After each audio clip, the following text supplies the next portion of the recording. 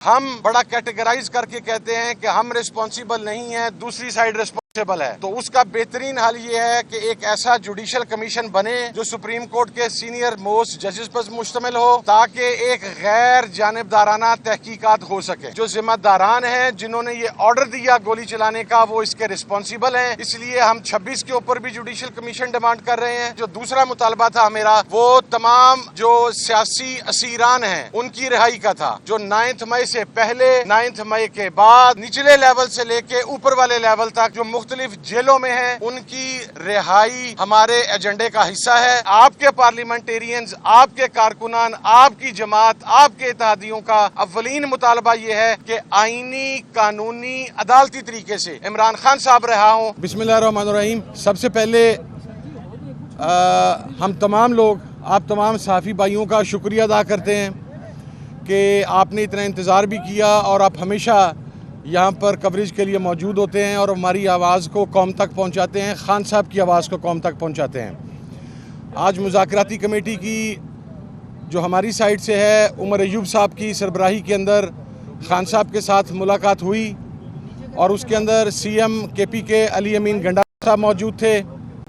اس کے اندر محترم سلمان اکرم راجہ صاحب سیکرٹری جنرل پاکستان تحریک انصاف موجود تھے، اس کے اندر مجلس وحدت مسلمین کے سربراہ راجہ ناصر عباس صاحب موجود تھے، اس کے اندر اسپیکر اسد کیسر صاحب موجود تھے، اور خان صاحب کے کچھ 4-5 پیغامات ہیں جو آپ تک پہنچانے ہیں۔ سب سے پہلے تو یہ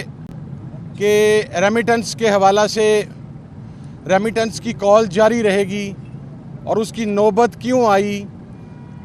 کہ 1971 کے بعد پاکستان میں پہلی مرتبہ کسی پولیٹیکل پارٹی کو اس طریقے سے وکٹمائز کیا گیا،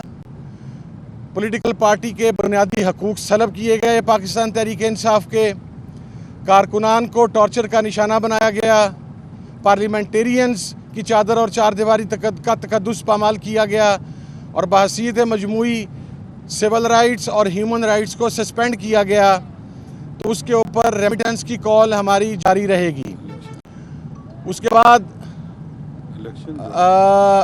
الیکشن کے اندر بھی جو 8 فروری میں آپ کے سامنے ہوا، جس طریقے سے ہمارا مینڈیٹ چرایا گیا، وہ بھی اس کے اندر ایک وجہ شامل ہے۔ اور دوسری چیز یہ کہ مذاکرات کے کٹ آف کے لیے جو ایک ٹائم فریم ہے وہ جنوری اینڈ ہے، ہم 31 جنوری تک اس مذاکرات کو منطقی انجام تک پہنچانا چاہتے ہیں، 2025۔ اور عمر ایوب صاحب جو کہ لیڈ کر رہے ہیں اس مذاکراتی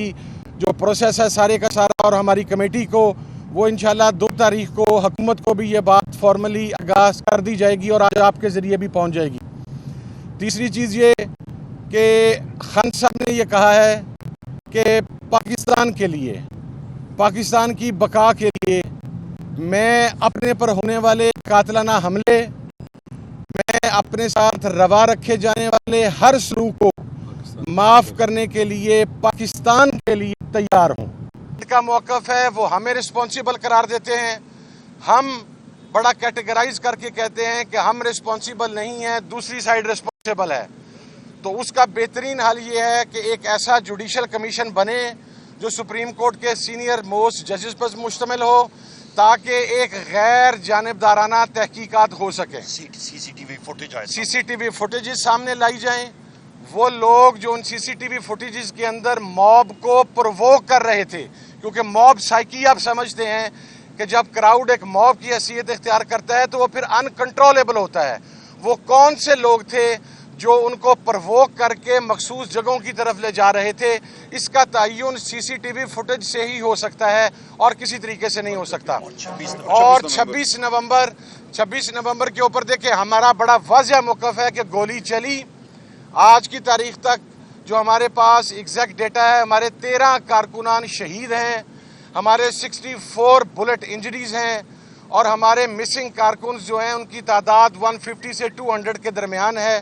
اس کے اوپر ہمارا موقف بہت کلیئر ہے کہ یہ پاکستان کی عوام پر حملہ تھا، پاکستان کی جمہوریت پر حملہ تھا، اور اس حملے کے جو ذمہ داران ہیں جنہوں نے یہ آرڈر دیا گولی چلانے کا، وہ اس کے رسپانسیبل ہیں، اس لیے ہم 26 کے اوپر بھی جوڈیشل کمیشن ڈیمانڈ کر رہے ہیں، 26 نومبر کے اوپر۔ اور اس کے ساتھ ساتھ جو دوسرا مطالبہ تھا میرا، وہ تمام جو سیاسی اسیران ہیں ان کی رہائی کا تھا، جو 9 مئی سے پہلے، 9 مئی کے بعد، 26 نومبر کے کیسز میں، مختلف جلسے جلوسوں کے، مختلف کارنر میٹنگز میں، نچلے لیول سے لے کے اوپر والے لیول تک، جو مختلف جیلوں میں ہیں، جن کا ٹرائل کمپلیٹ نہیں ہو رہا، جس کے اندر پروسیکیوشن کی طرف نہیں جا رہی، ان کے راستے میں روڑے اٹکائے جا رہے ہیں، ان کی رہائی ہمارے ایجنڈے کا حصہ ہے۔ اور آخری بات، عمران خان صاحب کی رہائی۔ عمران خان صاحب کی رہائی کسی ڈیل کے ذریعے نہیں ہوگی، کوئی پیپر سائن کر کے نہیں ہوگا، جس طرح کچھ لوگ رات کی تاریکی میں پیپر سائن کر کے اس ملک سے باہر چلے گئے سزا یافتہ ہونے کے باوجود۔ عمران خان اپنے تمام مقدمات کا سامنا عدالتوں میں کر کے، عدالتوں کے ذریعے عمران خان باہر آئے گا۔ وہ کوئی ایسی بات پر یقین نہیں رکھتا۔ اور یہ بھی میں آپ کو ایک بات عرض کر دوں، عمران خان صاحب وہاں پر ابھی بھی فوکس تھے کہ آپ صرف اسیران، کارکنان، ان کی رہائی کی بات کریں، لیکن کمیٹی کے تمام ممبران کا، تمام اتحادی جماعتوں کا، پورے پاکستان کی تحریک انصاف کی قیادت کا ہم نے خان صاحب کو پیغام دیا کہ آپ کی رہائی ہمارے ایجنڈے کا حصہ ہے۔ آپ نے ایک اسٹیٹسمین شپ ظاہر کی ہے، شو کی ہے کہ آپ نے ایک لیڈر کا کردار ادا کرتے ہوئے کہا کہ میرے پارلیمنٹیرینز، میرے کارکنان، ان کو رہا کیا جائے، لیکن آپ کے پارلیمنٹیرینز، آپ کے کارکنان، آپ کی جماعت، آپ کے اتحادیوں کا اولین مطالبہ یہ ہے کہ آئینی، قانونی، عدالتی طریقے سے عمران خان صاحب رہا ہوں۔ اور میں یہ بات کلیریفائی کر دوں، جس طرح گزشتہ منتھ عمران خان صاحب کی تمام کیسز میں ضمانت مکمل ہو گئی تھی، روبکار جاری ہونے والی تھی، لیکن پھر قالین کا ایک ٹکڑا اٹھایا گیا اور ایک FIR نکال کے تو خان صاحب کو اس کے اندر ریمانڈ کر دیا گیا۔ یہ کلیئر انصاف کا قتل بھی تھا، یہ کلیئر پولیٹیکل وکٹمائزیشن بھی تھی۔ تو ہماری جو کمیٹی حکومت سے بات کرے گی وہ اس پولیٹیکل وکٹمائزیشن کو روکنے کے اوپر بات کرے گی۔ باقی خان صاحب انشاءاللہ اپنے مقدمات کو فیس کر کے باہر آئیں گے۔ اور افغانستان پر